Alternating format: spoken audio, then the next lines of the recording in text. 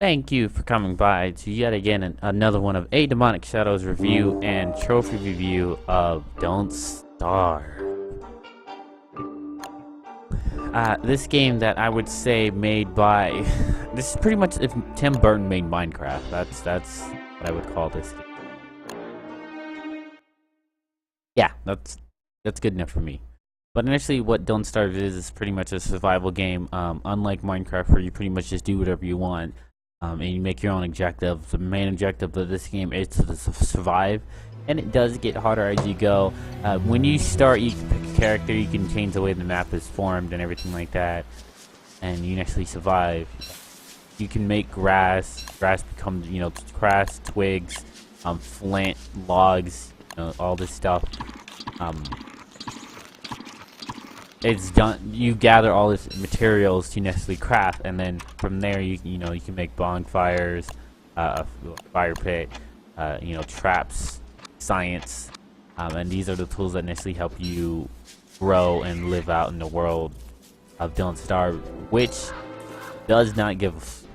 This world does not care about you at all. This game is ruthless. You will go there's so much information and things to learn about this game. Even today, when this game came out, I played it for 2 months, and even today I'm still learning things about the game.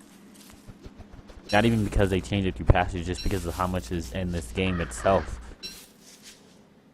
As you can see on this one, when you start, of course, you don't have the map revealed. You do have to explore it itself. You do have, pathway. And as you can see there's trees, berry bushes, twigs, grass, beehives, little houses for pigs, spiders, rocks for mining, and all this stuff that you use to gather necessarily just to make it to the next day. As you can see here down at the bottom, you have your items. These items right here are what I'm holding. Right now in my inventory. Then you have your weapon, your backpack, and your headgear. And then this is the stuff that's in the backpack that if I were to drop my backpack, I would lose all this. With the crafting, you have your tools, your light, your survival, your science, fight, refining, making grass into rope, logs into boards, rocks into the stone, and then you have your dresses with your hats and everything like that. As you can see right now, this isn't everything. There's more. There's even magic. Of course, the catapult to magic.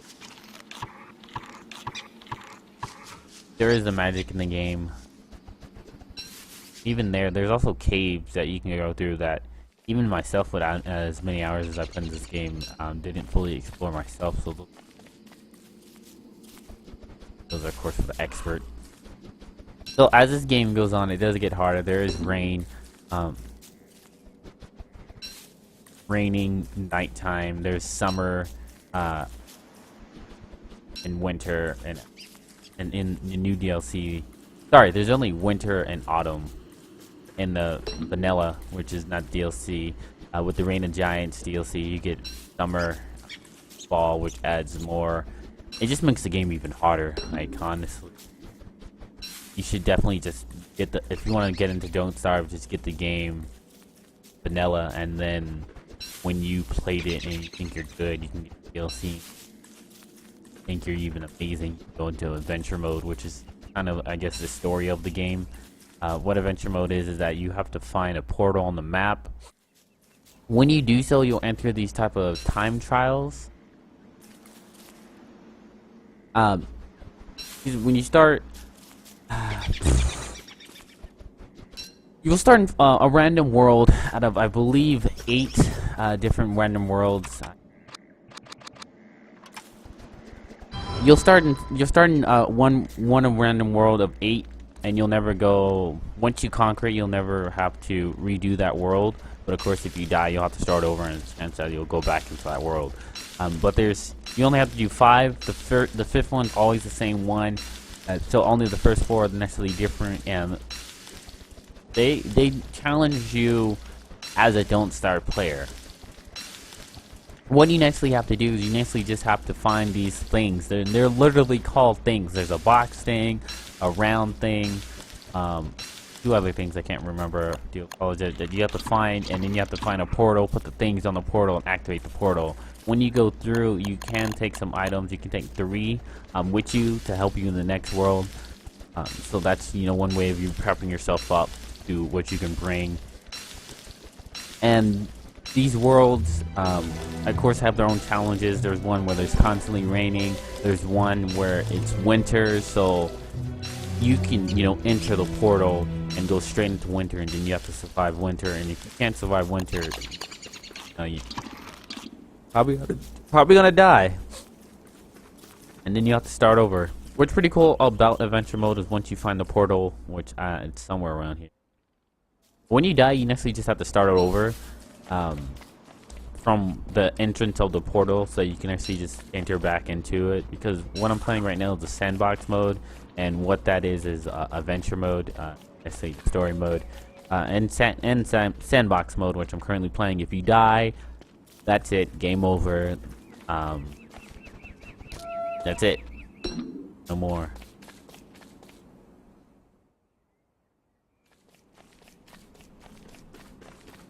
You go back to the main menu. It saves your progress, or it doesn't even save your progress. It just documents how many days you survive. So in order to unlock characters, you just survive days in the game, and the days give you experience. That's how you unlock characters. So there's no real thing you have to find or anything like that. Not at least for the DLC characters. I'll leave that up to you. Oh. Fine now. That's pretty much Don't Starve. Very simple. Building mechanics. Build this. You're looking for down. Because it's not one of those things where you just want to build it in the middle of nowhere. Kind of do want to be strategic. And know where you're putting stuff down. Because okay, there. The light bulb lets you know what you can. The green just pretty much tells you what you can build. The light bulb tells you what does require science.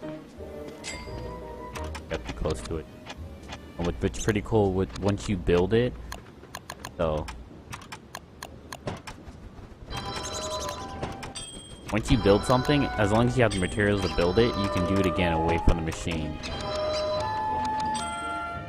Which is, of course, essential for how to play this game. Progress.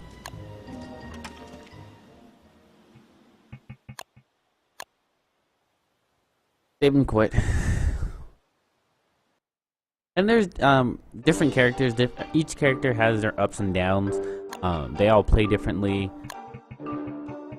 They have their strengths and weaknesses. Turn off science, casual, or a newbie, and you can change the world. Actually, you can't make it easy. Definitely alter it. With the characters, you have your scientist, your fire starter, your strongman, your bearded. It's soulless librarian, the unknown, which unfortunately I deleted the game and I have to re-get him again, but I got him. Sorry. So you have Wilson, Willow, Wolfgang, Wendy, WX78, Wickenbottom, Woody, Will, and Maxwell.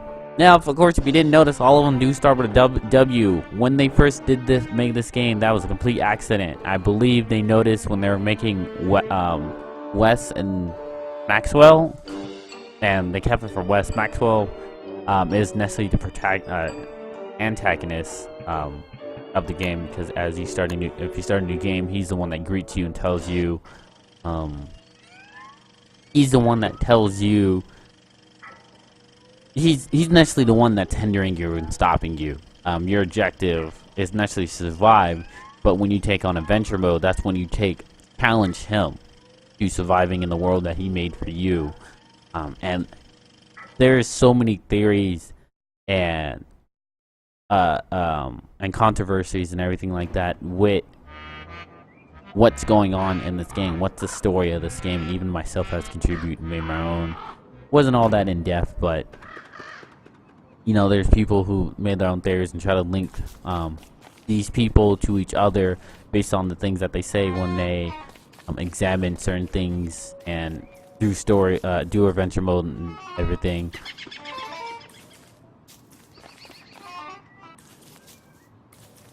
You really do learn a lot when you examine these things, because you know they'll tell you if they like fish, their favorite color and everything like that. Next time I did that.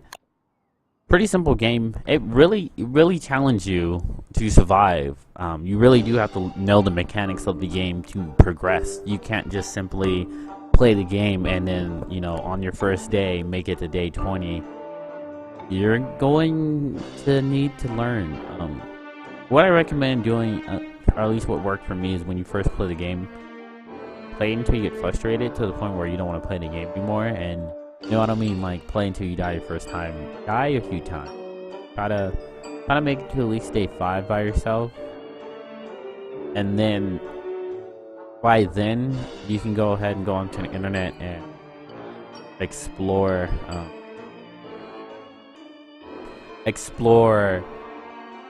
the lore and the items and necessarily mechanics of the game. You know, look up a YouTube video on how to survive to, you know, winter, and then, you know, use that experience to try to survive winter yourself.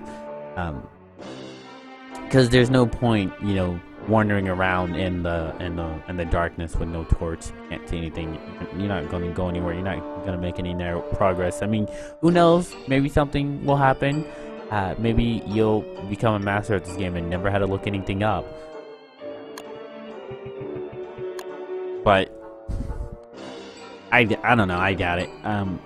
It really benefited me though.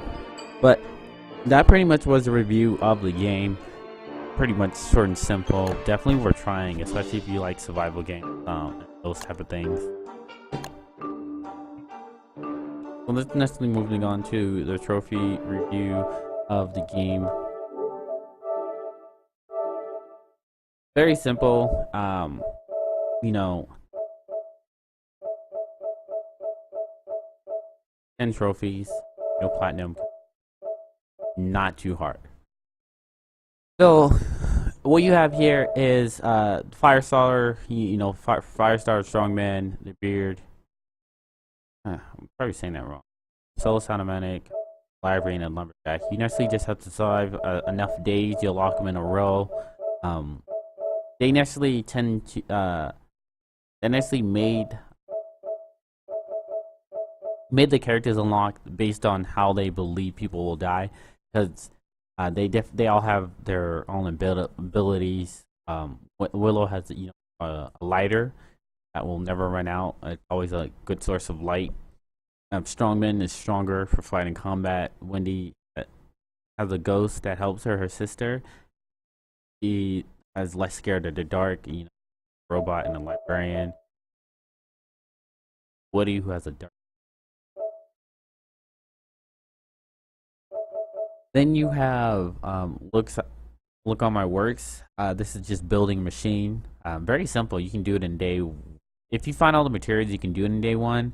Not that hard. It may take you to day 5, you know, around there. That's when I did it. Use it. Accomplish here 725 times. It's honestly just holding X. As long as you have enough food, it'll probably take like another 5 days. Maybe I'm not fully sorry. Long time. You have Silent Unlock West, which you'll have to get through adventure mode.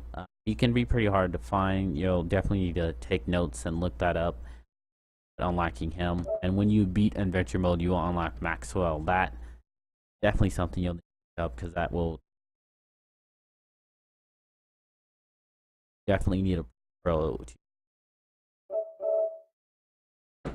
That necessarily was the review and trophy review of Don't Starve. Definitely a good game. Definitely worth trying. But I do want to thank you for watching. If you did, very short video. Hopefully you did today. You can go ahead and support me by all my links are at the bottom. Twitch, Twitter, Facebook. I want to thank you guys. And